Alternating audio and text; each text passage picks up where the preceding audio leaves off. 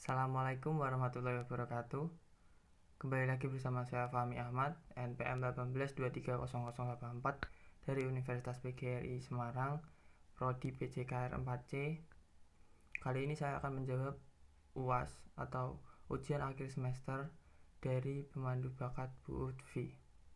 Kali ini soal yang pertama adalah analisiskan materi berdasarkan kelompok masing-masing meliputi kajian teori pada masing-masing submateri dan simpulkan. Untuk yang pertama, saya akan menjelaskan tentang materi kelompok saya, yaitu pengertian latihan. Pengertian latihan menurut saya yaitu setiap orang harus mampu meningkatkan kualitas fisiknya secara terus-menerus. Hal yang menunjang untuk kualitas fisik seseorang dengan cara berolahraga dan aktivitas olahraga lainnya, maupun aktivitas yang lain dapat menunjang pemenuhan aktivitas fisiknya. Dari yang pertama, yang dari kelompok saya,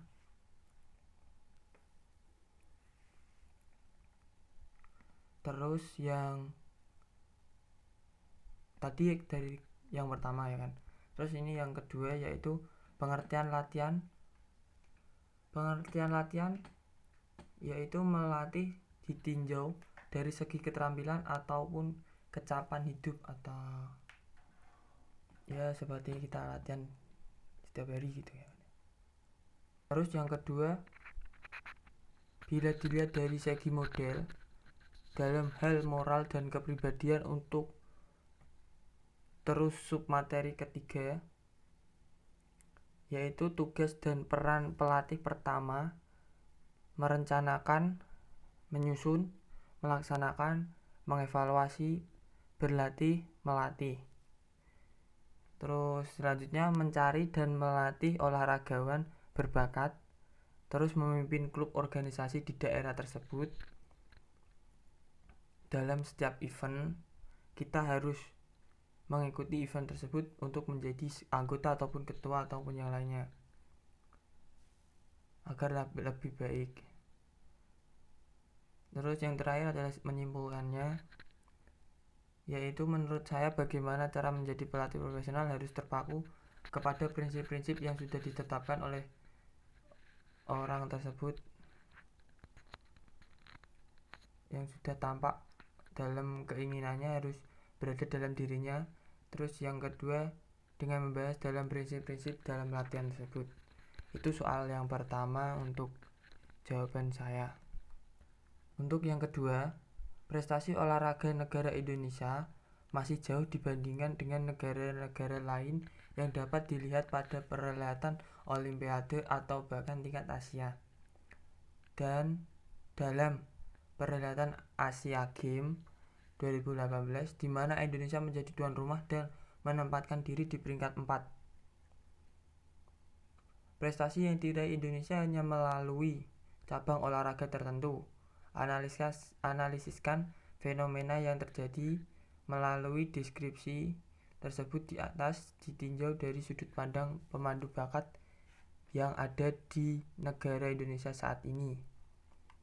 Untuk jawaban saya, pertama kalinya peserta Pesta Olahraga Asia diselenggarakan secara bersama di dua kota, ibu kota Indonesia Jakarta yang menjadi tuan rumah Pesta Olahraga Asia untuk pertama kalinya pada tahun 1962, dan Palembang, ibu kota Provinsi Sumatera Selatan, Aceh.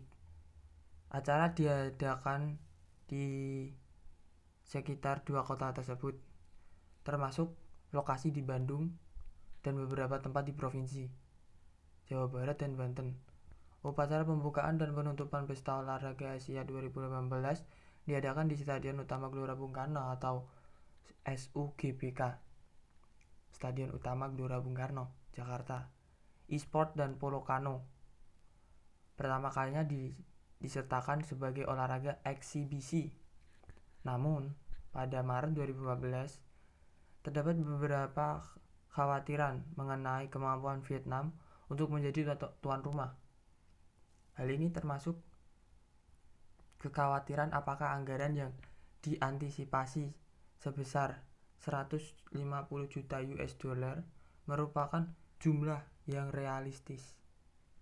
Terdapat klaim bahwa pemerintah akhirnya akan menghabiskan lebih dari 300 juta US dollar. Selain itu, kritikus khawatir bahwa beberapa stadion yang dibangun bersamaan dengan SEA Games 2003 tidak pernah digunakan lagi sejak saat itu. Mantan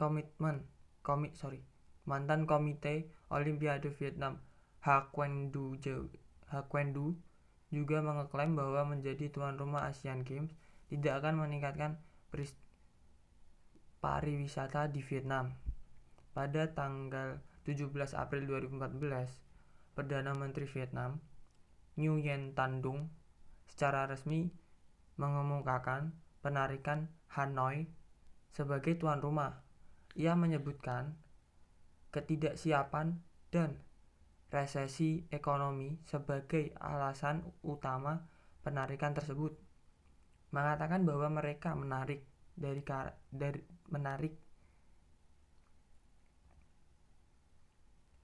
diri karena negara tidak mampu membayar pembangunan fasilitas dan tempat yang dibutuhkan untuk penyelenggaraan acara ini. Banyak masyarakat Vietnam mendukung keputusan untuk mundur tersebut. Tidak ada pelatih yang dikenakan untuk penarikan tersebut. Terus soal yang nomor 3, apabila saya menjadi pelatih dan atlet yang saya bina sedang mengalami tidak percaya diri, saya akan memberi motivasi dengan cara apa? Yang pertama, berpikir positif. Berpikir positif dimaksudkan sebagai cara berpikir yang mengarahkan sesuatu ke arah positif. Melihat segi baiknya, hal ini perlu dibiasakan bukan saja oleh atlet, tetapi terlebih lagi bagi pelatih yang melatihnya. Dengan membiasakan diri berpikir positif, maka akan berpengaruh sangat baik untuk menumbuhkan rasa percaya diri, meningkatkan motivasi, dan menjalin kerjasama dengan berbagai pihak. Dan yang kedua adalah motivasi.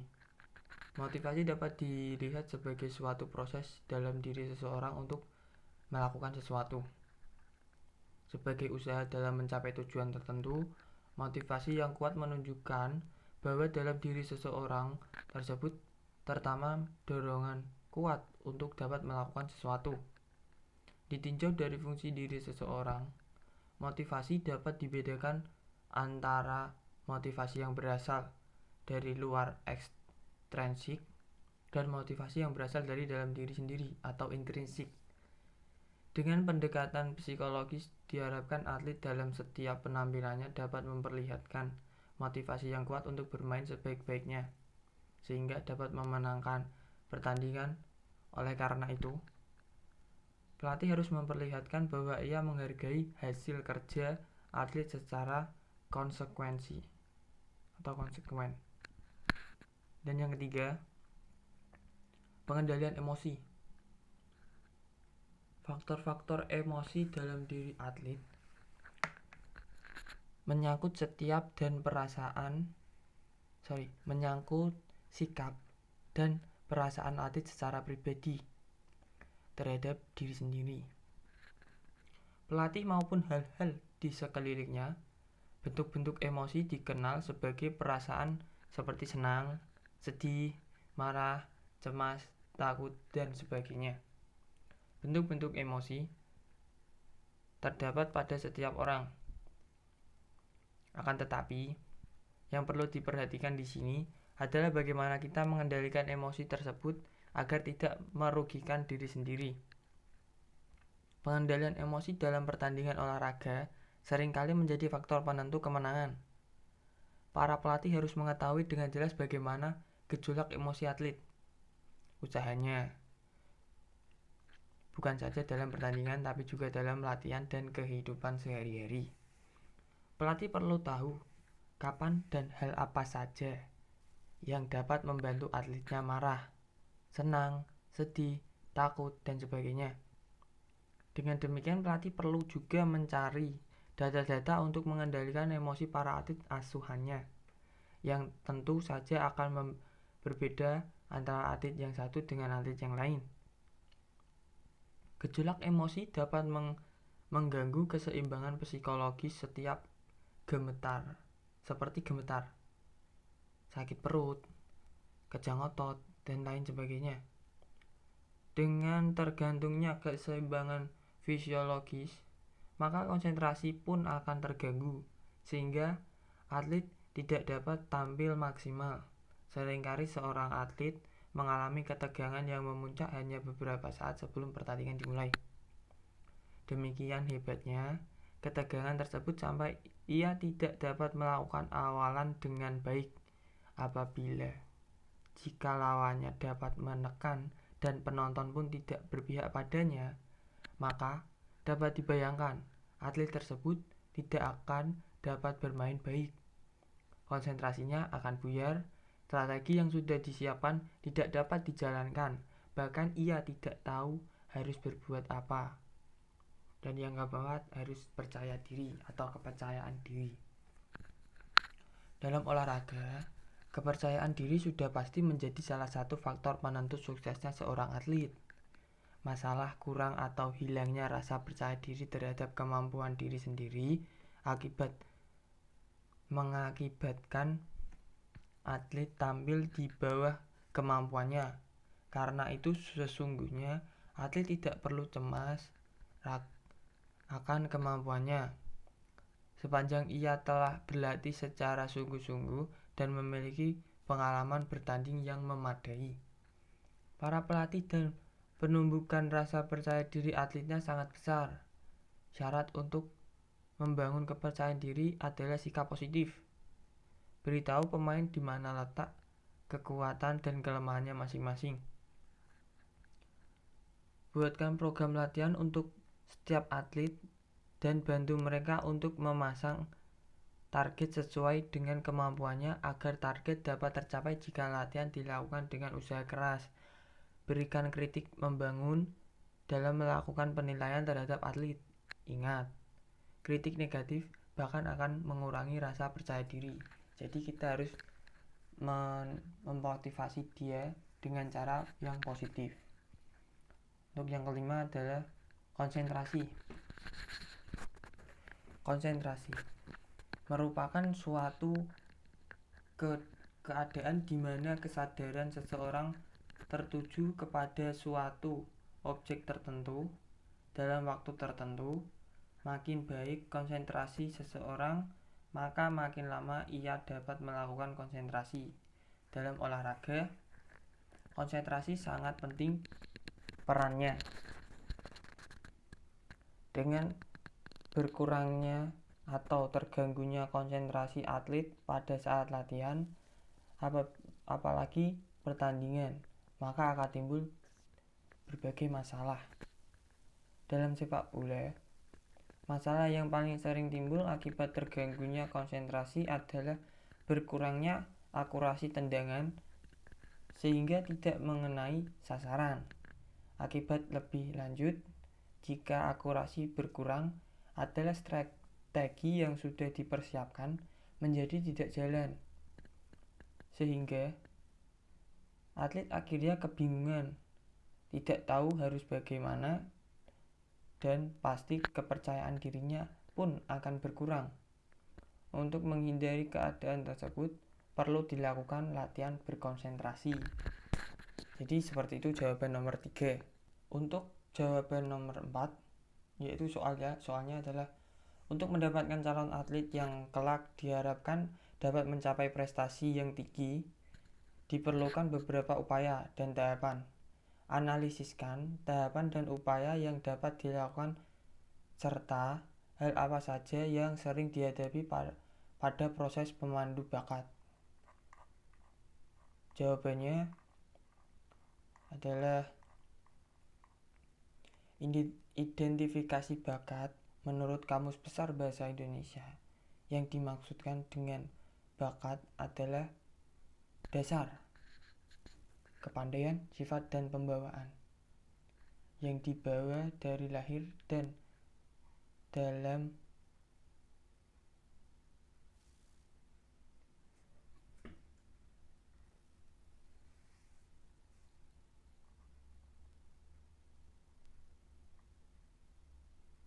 Untuk mendapatkan calon atlet yang kelak diharapkan dapat meraih prestasi, diperlukan upaya dan beberapa tahapan. BUMPA menyatakan ada beberapa tahapan yang harus diikuti untuk mempersiapkan atlet pada usia muda. Memonitor calon atlet tersebut secara terus-menerus, membantu calon atlet agar dapat meraih prestasi puncak selama ini. Hasil observasi menunjukkan bahwa eksistensi atlet selalu berkaitan erat dengan kerja dan waktu yang diinvestasikan para atlet kepada calon atlet yang memiliki kemampuan alami superior. Kriteria identifikasi calon atlet. Prestasi tinggi dalam olahraga menentukan calon atlet dengan profil biologi khusus, kemampuan biomotorik menonjol, dan ciri-ciri fisiologi yang kuat pada dekade terakhir. Ilmu latihan telah melangkah ke depan secara impresif, dan ini merupakan dukungan penting bagi perkembangan prestasi atlet. Pandangan para ahli teori tahapan sudah jelas bahwa latihan optimal memerlukan kriteria optimal pula bagi identifikasi calon atletnya. Jadi seperti itu jawaban nomor 4.